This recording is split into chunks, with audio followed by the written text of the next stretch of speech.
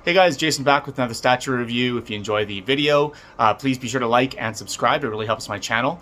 You can check me out on Instagram. It's prime.collectibles. So there's a bit of a story to this next statue because it's not really one of my typical statue types. I like to collect, the 1/3 scale Prime 1, the big DC characters, or Marvel characters, often pretty realistic looking. This one is not that.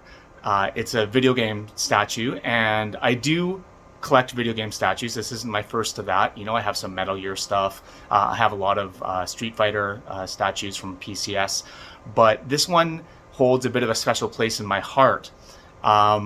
It doesn't really go with the others. It's very cartoony. So I'll give you a bit of a background. Young Jason, big Nintendo fanboy back then, because really Sony hadn't made PlayStation yet. And there wasn't really anything else out there. There was, Sega, but I wasn't really into Sega games. So in the era of Nintendo 64, there was a company called Rare, and they were just killing it. They had sort of an exclusive deal with Nintendo, and they were developing games for them. They did a ton of big games for the Nintendo 64. So they did like GoldenEye, Banjo-Kazooie, man, I can't even think of it right now, but they did a bunch of the big games for Nintendo at that time. I believe they did a Donkey Kong game as well, but just like a lot of the big Nintendo 64 bangers was Rare.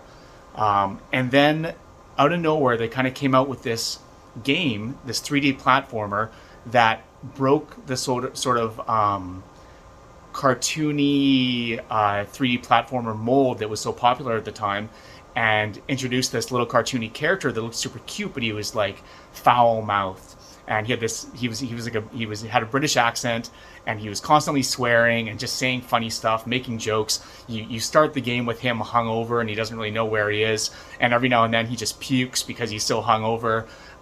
It was just, at that time, it was a freaking hilarious game, and like, I guess at my age, it really resonated with me. Two things made it resonate. I guess one is just the sort of the juxtaposition with this cute character and this cutesy sort of theme, and this like mature content. Him swearing, and him just doing jokes about sex and potty humor and everything. That and also the fact that the game spoofed a ton of movies, and I've always been a massive movie buff. So it spoofed everything from, I don't know, Saving Private Ryan. It did The Matrix. It did Alien. What else? A ton more. It even started with a scene with him in this sort of chair, and it has the music from A Clockwork Orange as it kind of like slowly trucks in on him drinking a glass of milk, just like that sort of opening scene in the milk bar from that movie.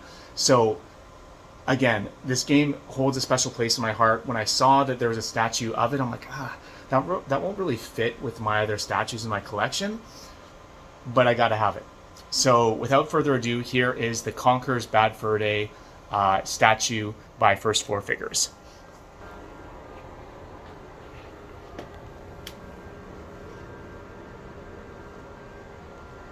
And he is, man, for what you'd want out of a Conker statue, he's perfect. Like, this is that quintessential scene of him.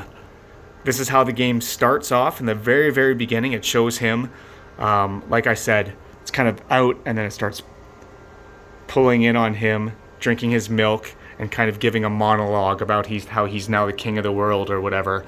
And that sort of scene sets up the whole game itself, because then soon afterwards, we're introduced to him as the King Conker, and then soon afterwards it cuts and he's stumbling out of a bar puking, and then he wakes up with a hangover and not quite understanding what's going on or where he is, and it sort of goes back and recaps the entire story of how he goes from this loser drunkard to being a king, I guess.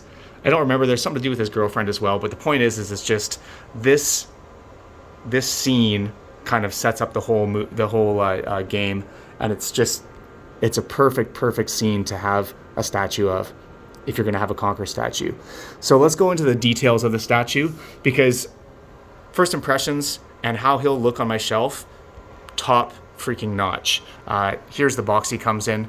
Definitely smaller than the stuff I usually collect, but not tiny. You know, like let's see. Here's a poker chip in comparison. So he's definitely not a small statue.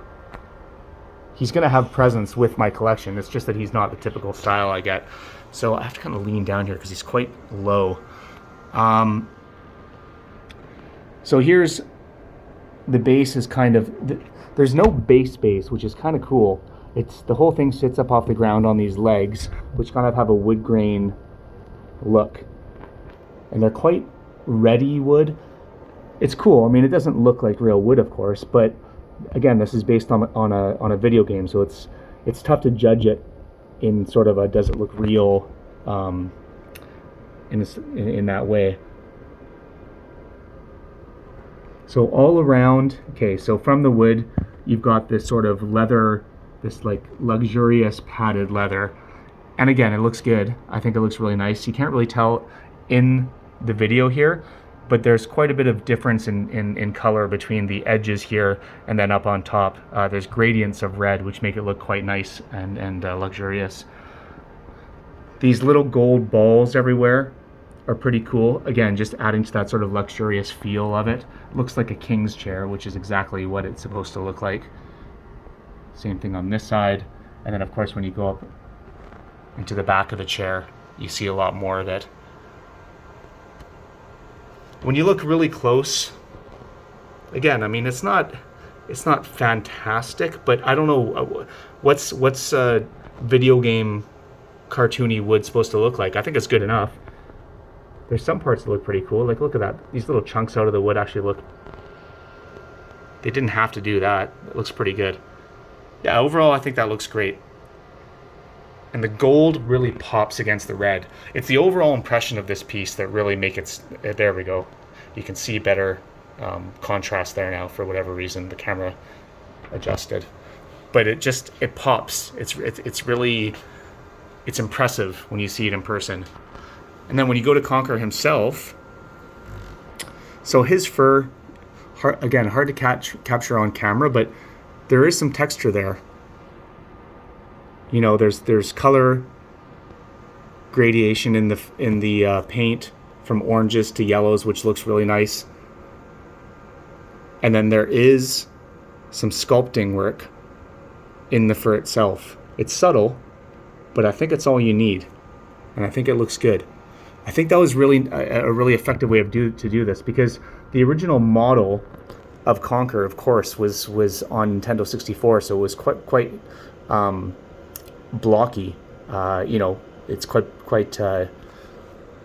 you can see the well, I mean, it was Nintendo 64 era, so the character models only have a certain number of planes to them, so they wouldn't have had, like, the Conker